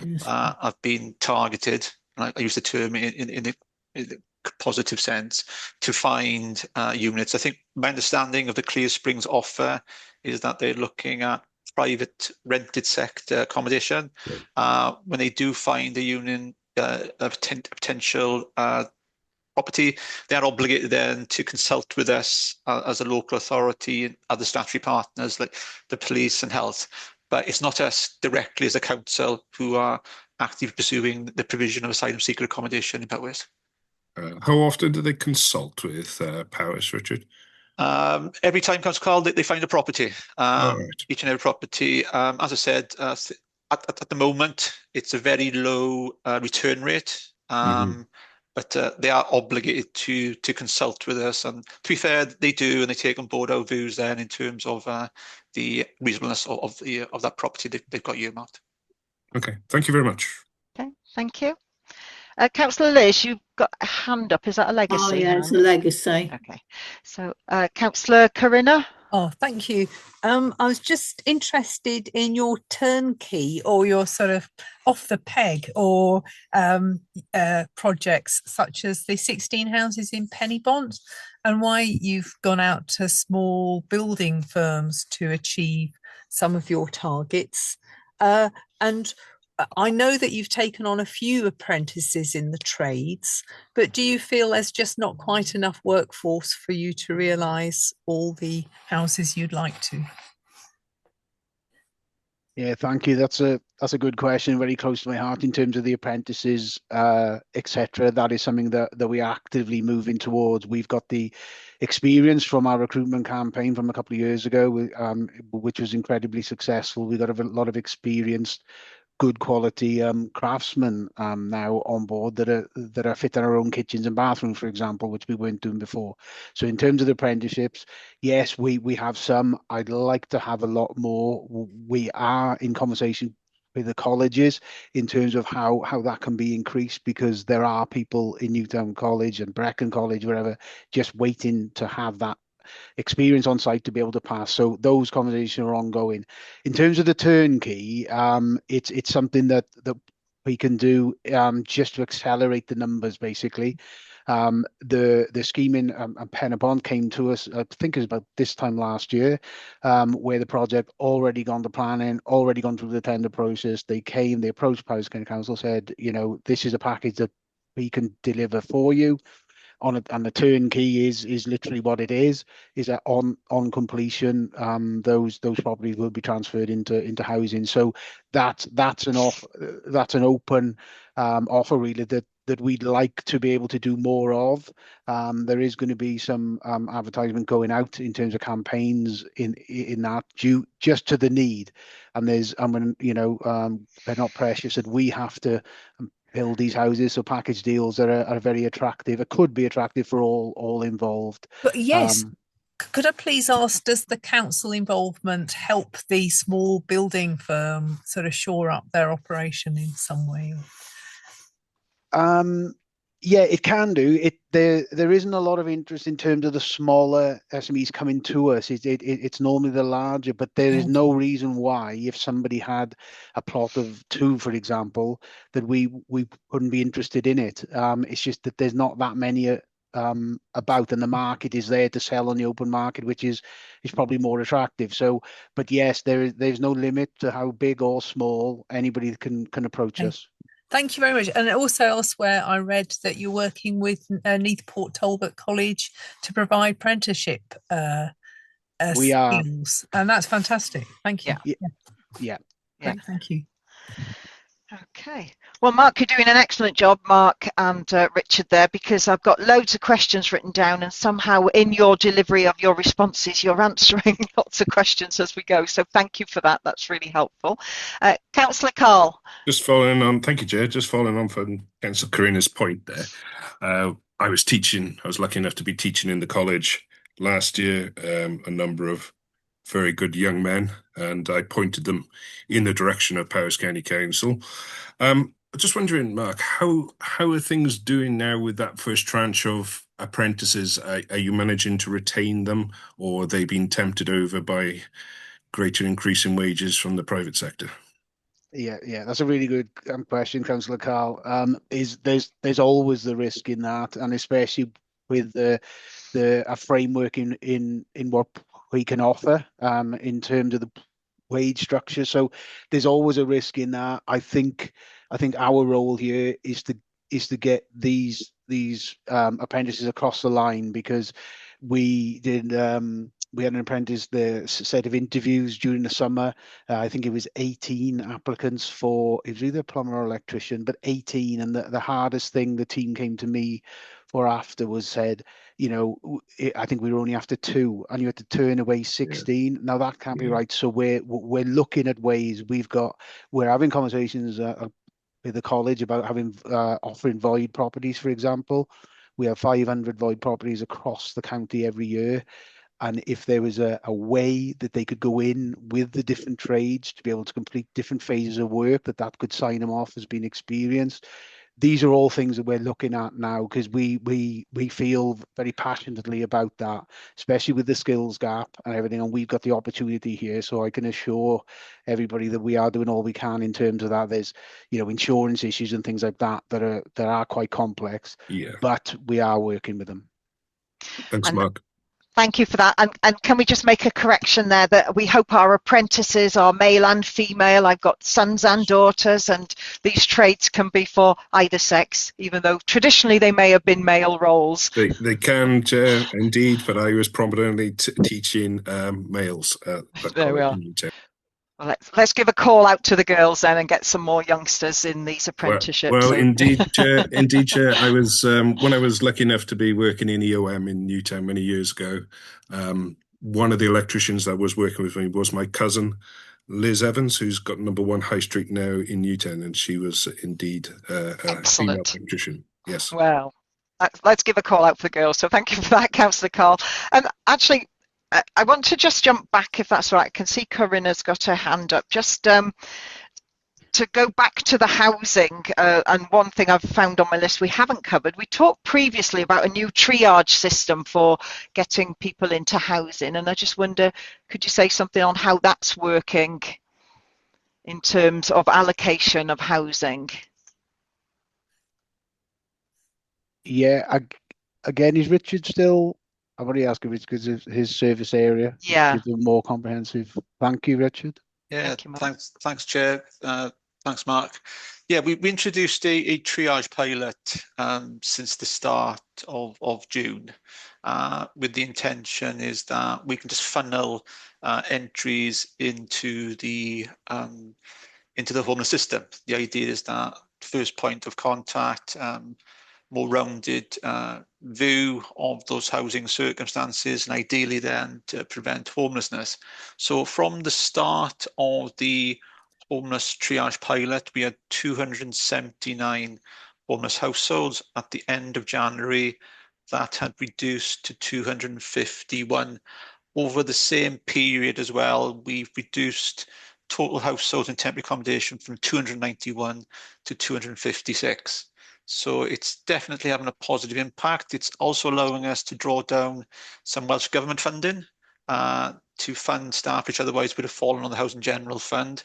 We are currently undertaking a evaluation questionnaire with staff just to work out what's gone well and not so well, with the intention is that we can revise when needed the model going forward, with the emphasis on homeless prevention and resolution, the first point of contact, wherever we can. Great, that's really good to hear that that's having a positive impact, because obviously we heard about it before it was introduced. So thank you, Richard, for that. So Councillor Corinna, I think the last question is with you for today. So it's great that you're going to be doing so much investing in this area. It's going to cost quite a lot of money. I think in order to balance the books, you may have to increase the rent by 1% on top of the inflation figures. yes. It is tricky. Do you feel that can be managed? Thank you. Thank you, Corinna. That was the other question on my list, and I'd missed it even in my check. So thank you very much for bringing that one up. It's quite important, isn't it? So affordability of our properties, if we're proposing to put the rent up, are we risking having an increase in tenants who can't afford, or putting, you know, their cost of living challenges? Yeah, this is always a challenge every year in terms of this, and as a HRA, in the way that we scrutinise the figures this year, it's to keep at a level of where we're at, really, in order to maintain the standards across the board and to be able to maintain and the satisfaction, etc. That is how it came to the 4.3% increase. We have to say as well and point out that we are still the cheapest, of social rent across Powys. That's including all social registered social landlords, housing associations. Powys is the cheapest, and there is a big gap in between us and the private rental section, for example. But it is always an important factor in it, and it is scrutinised by the tenant scrutiny panel this year, and that is something that we do every year. And it is a challenging time in terms of material costs going up, labour costs going up, but we are contended we're able to provide the same level of service this year going forward with that rent increase. It's a difficult subject. Yeah, no, that's so we are the cheapest even amongst the other social housing providers. Yes. Yeah, okay. So yes. and presumably we have the sort of financial officers who work with our tenants, so there are potentially some additional benefits or something for those who are really struggling, and we'd be alert to that then as a service. Yes, yeah, we are in. I think part of the highlight that I started off with in terms of that financial officer input has been recognised this year as it's that upfront prevention first approach to the tenants and the financial officers, large scale income maximisation support.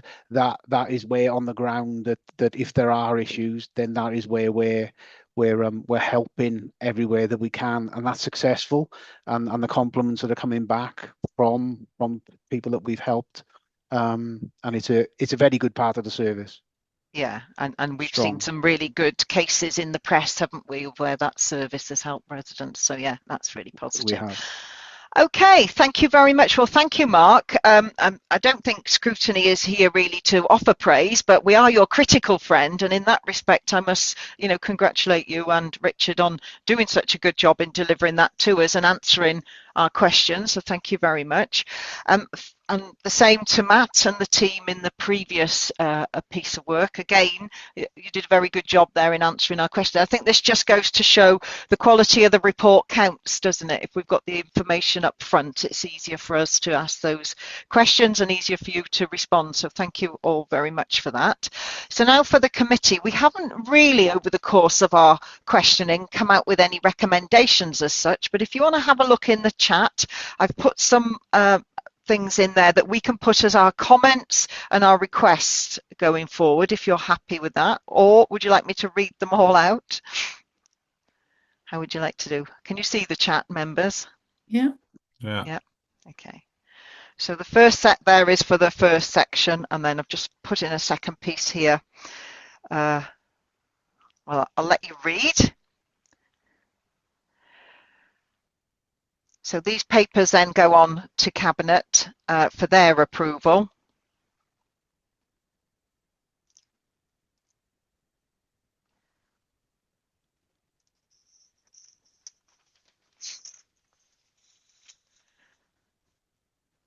So members, we just want to make sure that all your comments are captured there.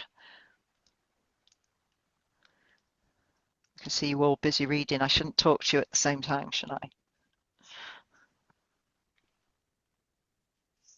Sorry, Chair, just to note that we will need to verbalise anything that we put in the minutes or recommendations so that the public are aware of what we've written. Okay, right, let's read them out then. Okay, members, are you ready? So the committee requests to further scrutinise the public protection performance and asks the service for a detailed performance improvement plan which encompasses what the law requires, those 100% targets, and what the service is currently aiming for, including why these differ. How the service is currently performing, including any backlogs and progress on the high-risk premises. What actions are being taken to improve performance with those clear timescales. The staffing issues, including recruitment challenges, training needs, and the use of external inspectors. An update. Bear with me, I've just moved my cursor and now can't see it. An update of the new ICT system, when it will be fully working and how it will save time and improve accuracy. What the risks are if the planned improvements don't work and what backup plans are in place. Specifically looking at food hygiene and standards, TENS, licensing, health and safety. So that's really all around the public protection there. And we request a further scrutiny to provide, oh, I think I've just repeated that, haven't I? Yes, that's just the same thing again. So there we are. So basically we're asking for an in-depth scrutiny on the public protection food hygiene one. And I think that was something that members were keen. Are you happy with that? And then on this one, to create a workforce and apprenticeship strategy to address the skills gap and future-proof stock investment and new build delivery, formalise the acquisitions, empty homes and turnkey routes to ensure the 350 home commitment is achieved sustainably. So would that encompass? Yes, Corinna's putting her hands up. Anything anybody else would like to add?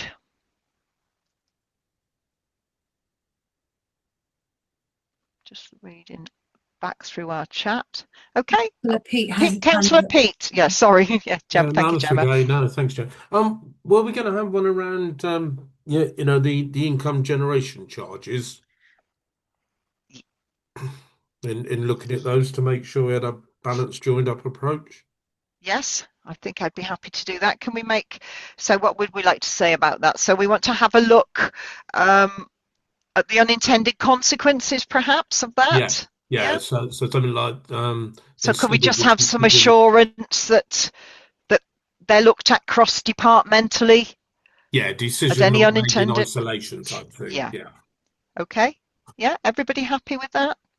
Councillor Carl, you got your hand up. Can we have something in there about the dispersal scheme as well, Chair, with regards to spare spaces with doctor and GP spaces and stuff like that? And what provision is put in place for those people, and obviously the current residents that are there, because obviously dental appointments and GP appointments are quite squeezed as it is. So anything we can put in there for powers to look at? Yeah, I'm just thinking how we would do that with those services that are outside of our control. I know, I understand what you're meaning. It's a bit like if you build a housing estate in this village, 10 houses, that's 9. It could have a positive impact on the school.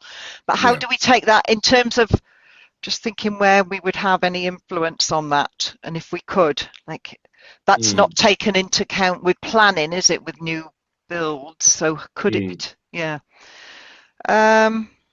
how could we word that? I don't know. Because I'm not sure it's something within our control, because I'm not sure the scheme is within our control. Yeah, obviously when we have those conversations with Clear Springs, whether or not we could say to them, look, with, you know, Newtown, for instance, we're under pressure here at the moment with GPs and dental appointments. Is there anything that we can do to sort of steer them to areas where maybe there's a bit more provision? So maybe we could just ask officers to ensure that they highlight the scarcity of Diane's coming in. Are you going to help me there, Diane? I'm not sure I would help, but the Health Board are a statutory consultee as part of that, so they would obviously highlight areas that are under their control. Yeah. Good. Okay. Yeah. Okay. Thanks. So that's already really covered within that system. Yeah. Okay. Thank you. Thank you, Carl. Gemma. Sorry, Chair, I was just going to say that we can, rather than put it as a recommendation, because obviously Cabinet don't have that direct influence, we can note that under the committee express concern around, and ask for officers to note it so that it is something that can then come up in future meetings if that's satisfactory. Yeah, I think you could put the committee noted it as a concern and wanted perhaps some assurance that it is highlighted in those discussions then. Yeah. Would that meet your requirements, Councillor Carl? Yeah. Absolutely, Chair. Thank you. Okay, lovely. Okay, members, if that's it, I can't think of anything. I think, Matt, you've got a very lightly today. I think it's been a really positive session. I hope everybody else agrees. I hope that it's been of some benefit on your side, but I've certainly learned a lot today. Any more comments or questions? Just one thing, Chair. Alongside that comment, educational provision as well. So spare spaces in school. Well, that would be within our control, wouldn't it? Yeah. So that would be something one would hope in all. Yeah. Yeah. Okay. Thank you. Yeah. Those wider impacts, isn't it? Is what we're talking about. Yeah. Lovely. Thank you. Gemma, your hand is still up. Did you want to? Apologies, Chair, that Zoom letting me down. I'll remove it now. Lovely. In that case, members, I'll bring the meeting to an end. I want to thank all the officers and portfolio holders for joining us today. And thank you all members for your questions. Very good session, I think. So thank you all very much and have a good rest of your day. I hope you don't all get snowed in this evening. Thank you. Cheers all.